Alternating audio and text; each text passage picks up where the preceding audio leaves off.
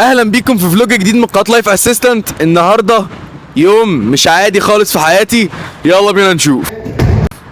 قلت بس اوثق الكادر مش اكتر، مش لاقي حاجه اقولها اصلا، فاهم؟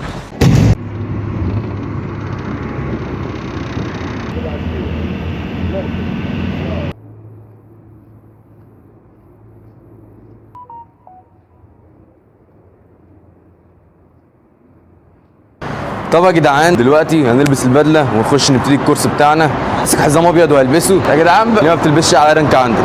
عندي فلسفه هقول لك عليها كمان شويه.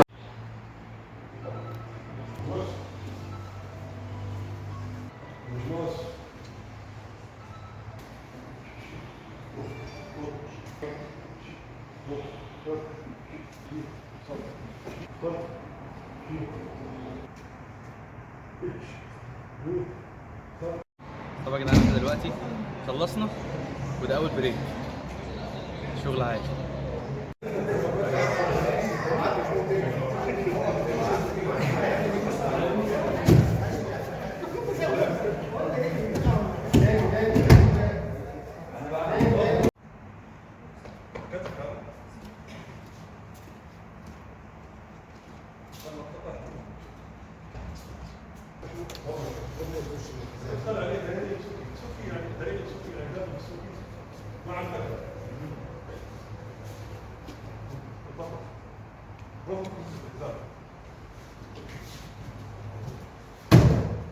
طيب يا جماعة الخير، دوت البريك رقم 2.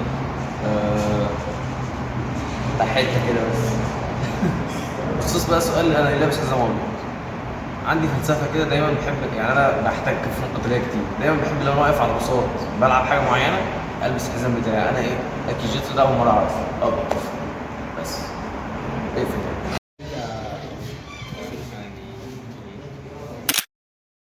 طب يا جدعان بعد 7 ساعات يعتبر تمرين،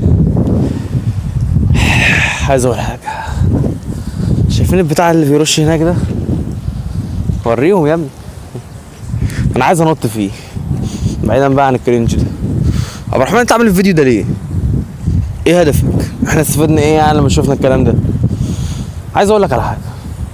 العبد لله بقى له 10 سنين بيتمرن، كل مره بدخل نفسي بساط جديد وارجع ابيض تاني، والناس تقعد تعدل عليا والناس تتنطط عليا و طبعا ما بعيبش في الناس المحترمه اللي انا كنت معاهم، لا انا بتكلم في العموم.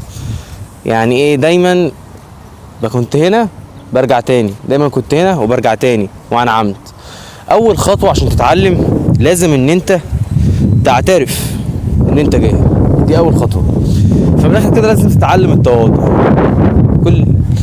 كل مره بعملها كتير، انزل والبس الابيض تاني، انزل والبس الابيض تاني واتعلم تاني. حد ممكن يكون اصغر مني ب10 سنين يعلمني حاجه، وده اللي انا بحبه في المارشال ارتس. سلام.